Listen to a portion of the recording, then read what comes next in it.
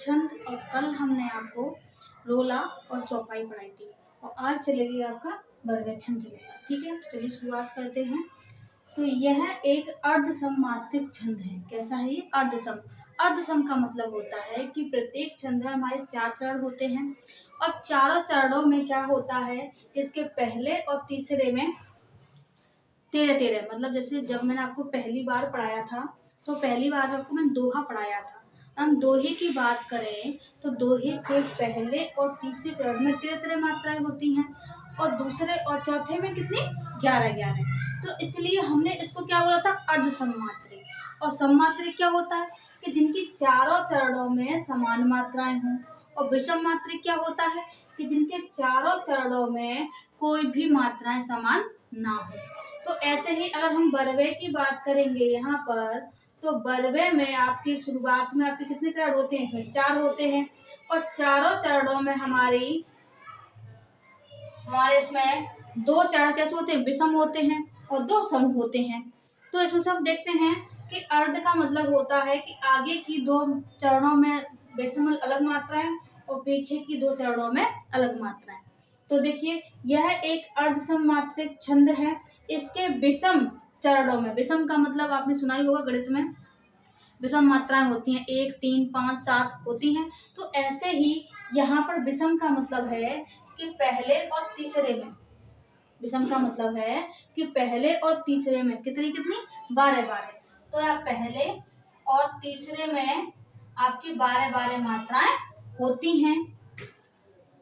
मात्राएं। और सम का मतलब जैसे कि 2, 4, 6, 8, तो ये हमारी कैसी हैं? ये हमारे दूसरा और चौथा चरण है। तो और सममात्रिक 2 और 4 में कितनी मात्राएं? 7-7। जो यहाँ पे कितनी होंगी हमारी? 7-7 मात्राएं होती हैं। और इनके समचरणों के अंत में जगड़ या तगड़ पड़ता है। अब ये बात आपको समझ में नहीं आई होगी। हमने आपको एक सूत्र सिखाया था पहले की, अगर आपने वीडियो नहीं देखी तो देख लेना। यह माता राजभान सलगा। इसमें हम गणों को देखते हैं कि इसमें कौन सा गढ़ है। अब देखिए, यहाँ पे आपको जगड़ दिख रहा है, तो देखिए जगड़। तो जगड़ की बात करें तो जगड़ से हम 3, क्योंकि गढ़ में हमारे 3 वर्णों को गिना जाता है।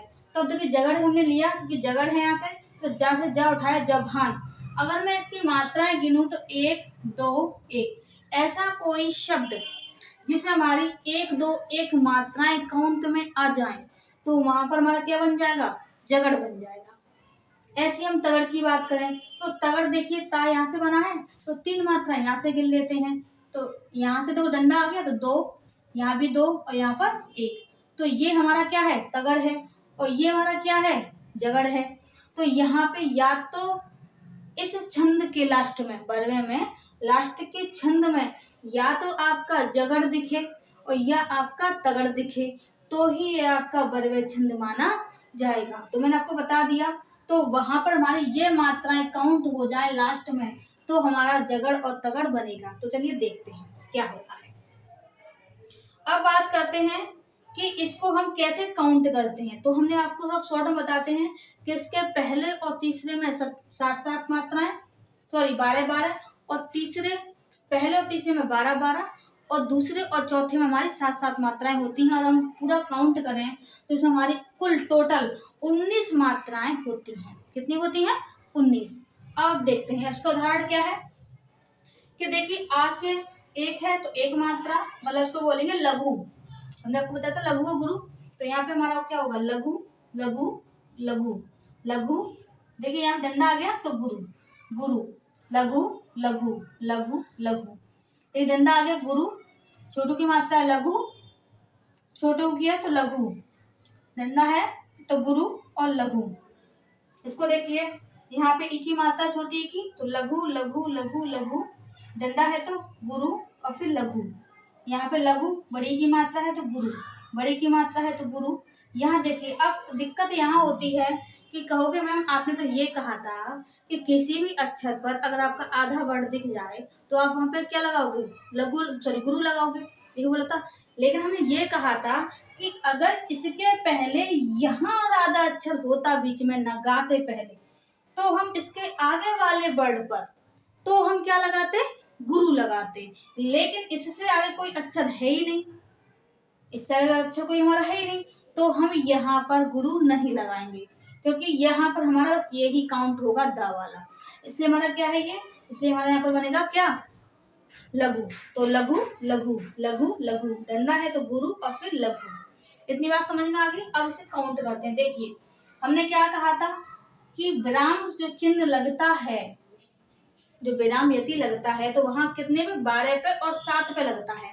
तो चलो ये यहाँ से यहाँ तक हमारी मात्रा कितनी होनी चाहिए, 12। देखिए 1 2 3 4 5 6 7 8 9 10 11 12 हो गई हमारी काउंट 12।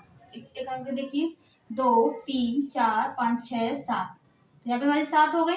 तो यहाँ पे हमारा क्या लग गया, यति लग गई। यहाँ देखिए 1 2 3 4 5 6 7 7 8 9 10 11 12, तो यहाँ पे कितना हो गया 12।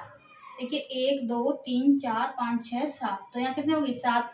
इनको हम टोटल काउंट कर लें तो कितनी हो जाएंगी 19। तो अगर हम कहें कि वर्वे छंद में कुल टोटल मात्रा कितनी होती है, 19 होती हैं। इसमें 12 और 7 पर यति चिन्ह पाया जाता है और यह एक अर्ध सम्मात्रिक छंद है। इसमें विषम चरणों में इसमें 12-12 मात्राएं और सम चरणों में कितनी हमारी 7-7 मात्राएं होती हैं। तो शायद आपको ये समझ में आ गया होगा। और हाँ एक बात बताई थी हमने, यहाँ पे देखिए अंतः प्राय में जगड़ और तगड़ दिखता है। देखिए लास्ट में आपको ये वाला वर्ड आपको दिख रहा है, यहाँ पर ये दिख रहा है वर्ड यहाँ पर। तो ऐसे यहाँ पर हमारा क्या है, ये जगड़ और तगड़ वाले वर्ड आ जाते हैं छंद, जो कि लगभग प्रॉपर पूरे हो गए थे। लेकिन कुछ छंद ऐसे होते हैं जो थोड़ा टफ होते हैं, तो उसको आज मैं शॉर्ट में बताऊं जिससे कि आपको याद बना रहे। तो चलिए इसको याद करते हैं। अब देखिए छंद, अब ये क्या है, हमारे मात्रिक छंद है। इनके प्रथम और तृतीय चरण में कितनी मात्राएं होती हैं, या द्वितीय चतुर्थ चरण में कितनी होती हैं, और कुल मात्राएं कितनी होती हैं देखते हैं। देखिए दोहा में हमारी कितनी मात्राएं होती हैं, 24। तो हमने आपको पढ़ाया था कि पहले और तीसरे चरण में, पहले और तीसरे चरण में कितनी मात्रा होती है, 13-13, और द्वितीय और चतुर्थ में कितनी होती है, 11-11, और टोटल कितनी हो गई 24। अब अच्छा आगे एक और देखते हैं, सोठा में कितनी है कि पहले और तीसरे में 11 और दूसरे और चौथे में 13 और कुल 24। अब ज्यादातर बच्चे ये कंफ्यूज हो जाते हैं कि जब एग्जाम होता है कि दोहा में 13-13 थी शुरुआत में या फिर 11-11 थी। चलिए इसका हम ट्रिक देख लेते हैं। देखिए हमने लिखा यहाँ पे दोहा, और दोहा का मतलब क्या हो गया, दो हो गया, नहीं हो गया। और दोहे में दो में एक प्लस कर दिए, कितने हो गए 3। तो जब हम दो को दोहा से दो देखेंगे, दो में एक प्लस करेंगे 3, तो दोहे के पहले और तृतीय चरण में कितनी मात्राएं हैं, 13-13, और बाकी दूसरे और चौथे में 11-11। ऐसे हम सोठा की बात करेंगे तो सोठा में 11-11 पहले और तीसरे में, और दूसरे और चौथे में कितनी है 13-13। अब कंफ्यूजन दूर हो गया होगा कि अगर मात्राएं आ भी जाएं तो कैसे करोगे, 2 + 1 मतलब 3। अब देखिए रोला, रोला में क्या था, कितनी मात्रा है हमारी 24 मात्रा है। ये एक सममात्रिक छंद कहते हैं इसको हम, जिसमें क्या है कि पहले और तीसरे में 11-11, ठीक है, और दूसरे और चौथे में 13-13। ये हमारी कौन से कितनी मात्रा होती है, 24 मात्राएं होती हैं। अब देखिए छप्पे, छप्पे में कितने चरण होते हैं हमारे, 6 चरण होते हैं। तो इससे तो ट्रिक बन ही गया। तो छप्पा मतलब 6, तो छप्पे में कितने चरण होते हैं, 6 होते हैं, जिसमें से शुरुआत के 4 चरण, जिसमें से शुरुआत के 4 चरण, कितने 4 चरण किसके होते हैं, रोला के, किसके होते हैं, रोला के होते हैं। और लास्ट के 2 चरण होते हैं, वो होते हैं हमारे उलाला के, किसके होते हैं, उलाला के। उलाला का मतलब क्या होता है, उसमें हमारी 28 मात्राएं होती हैं, किसमें, उलाला छंद में, जिसमें हमारा जो यति होता है वो 15 और 13 पर यति हमारा माना जाता है। इतनी बात समझ में आ गई। तो देखिए छप्पे मतलब 6 चरण होते हैं। अब इसमें जो शुरुआत के 4 चरण हैं वो रोला के हैं, बाकी के 2 चरण किसके हैं, उलाला के हैं। ये हमारे टोटल, तो हमारा ऐसे नहीं माना जाएगा। ठीक है, अगला देखिए इसमें अब आता है कुंडलिया। कुंडलिया में हमारे कितने चरण होते हैं? 6 चरण माने जाते हैं। कितने? 6 माने जाते हैं। इसमें से क्या है कि दो शुरुआत के जो 2 चरण हैं वो हमारे किसके होंगे? रोला के होंगे। किसके होंगे? रोला के होंगे। और लास्ट के 4 चरण किसके होंगे? सॉरी, 2 चरण हमारे दोहा के हैं और 4 चरण हमारे किसके होंगे? रोला के होंगे। इतनी बात समझ में आ गई? चलिए अब आगे चलते हैं। अगला है हमारा चौपाई। चौपाई तो आपने हमेशा सुनी होगी कि आपके रामचरितमानस में चौपाइयाँ पढ़ी जाती हैं। तो चौपाई मतलब 16। चौपाई में हमेशा 16 मात्राएं होती हैं प्रत्येक चरण में, जो कि एक ये सममात्रिक छंद कहा जाता है। अगला देखिए उलाला। उलाला में हमारा क्या है कि इसमें 15 और 13 के बीच में यति पाया जाता है। और कुल टोटल मात्रा हमारी कितनी होती है? 28 होती है। कितनी होती है? 28 होती है। एक बार फिर रिवीजन कर लेते हैं, फिर हम आगे बढ़ाते हैं। देखिए दोहा मतलब 2 + 3 तो कितना? 13। तो पहले और तीसरे में 13 और दूसरे और चौथे में 11। और कुल कितनी है? 24 है। सोरठा, तो दोहे का उल्टा क्या होता है? सोरठा होता है। क्या होता है कि दोहे का उल्टा सोरठा। तो पहले तीसरे में 13 और यहाँ पहले तीसरे में कितनी? 11। ठीक है, यहाँ हमारे 13 और यहाँ पे हमारा 24। रोला मतलब इसमें भी 24 है। इसमें पहले और तीसरे में 11, दूसरी चतुर्थ में हमारे 13।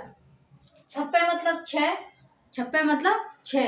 अब 6 मतलब रोला, पहले रोला आएगा फिर उलाला आएगा।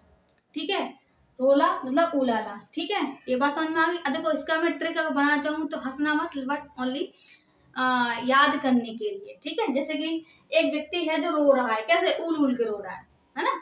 तो रो रहा है उल उल के। कैसे? कहाँ रो रहा है भाई? उसकी छत तो है नहीं है, तो किस पर रो रहा है? वो छप्पर पे रो रहा है। तो क्या हो गया? छप्पे हो गया। ये मैं ट्रिक जस्ट अभी बनाई है। तो क्या है, ये 6 चरण का है क्योंकि छप्पे हो गया। अब कोई व्यक्ति रो रहा है, कैसे? 4 बार रो रहा है। कैसे? उलाला मतलब उल उल के रो रहा है। कैसे? कहाँ रो रहा है वो? छप्पर पर रो रहा है। इतनी बात याद आ गई? चलिए आगे देखिए। अब है हमारा कुंडलिया। अब कुंडलिया क्या है हमारे? इसमें हमारे 6 चरण होते हैं कुंडलिया में, जो कि इसमें 2 दोहे के होते हैं और 4 रोला के होते हैं। 2 दोहे के और 4 रोला के होते हैं। ठीक है, अब देखिए कुंडलिया का हो गया। अब देखिए अगला है हमारा चौपाई। चौपाई में कितने चरण होते हैं हमारे? सॉरी, चौपाई में हमारे 4 चरण होते हैं और 16 मात्राएं होती हैं हमारी। और उलाला में मतलब, उलाला मतलब 8। देखिए यहाँ पे एक ट्रिक ये है कि जब डबल ला बन गया, यहाँ पर 3 ला ही तो बने हैं। उलाला ऐसे तो बना, देखिए, है ना? तो यहाँ कहने का मतलब है कि 3 ला बने हैं। हम 2 ला को अगर एक साथ ले लें तो क्या हमारे यहाँ पे ऐसे 2 ला नहीं बन जाएंगे ऐसे 8 की तरह? देखिए मेरे को जैसे लगा मैंने आपको बता दिया, आप अपने हिसाब से ट्रिक बना लेना। तो उलाला मतलब इसमें हमारा 15 और 13 पर यति पाया जाता है। यति मतलब ठहराव, और इसमें कुल टोटल मात्रा कितनी होती है? 28 होती है। तो चलिए अब आगे और चलते हैं। हमारे कितने हैं? गीतिका में कितने हैं? तो गीतिका में 14 और 12 पे क्या पाया जाता है? यति। कितना? क्या पाया जाता है? यति। और कुल मात्रा कितनी होती है इसमें? कुल मात्रा होती है हमारी 26। कितनी होती है? 26। अब देखिए हर गीतिका। हर गीतिका में कितनी होती है? ये 16 और 12 के बीच क्या पाया जाता है? हमारा यति पाया जाता है। इसमें कुल मात्रा कितनी है? 28 है। कितनी है? 28 है। तो आज मैंने आपको शॉर्ट ट्रिक के अकॉर्डिंग मैंने आपको मात्रिक छंद कंप्लीट कर दिए हैं और कल से आपके वर्डिक छंद चलेंगे। तो चलिए क्लास, ये आपका मात्रिक छंद खत्म होता है और कल से next class. Thank you class.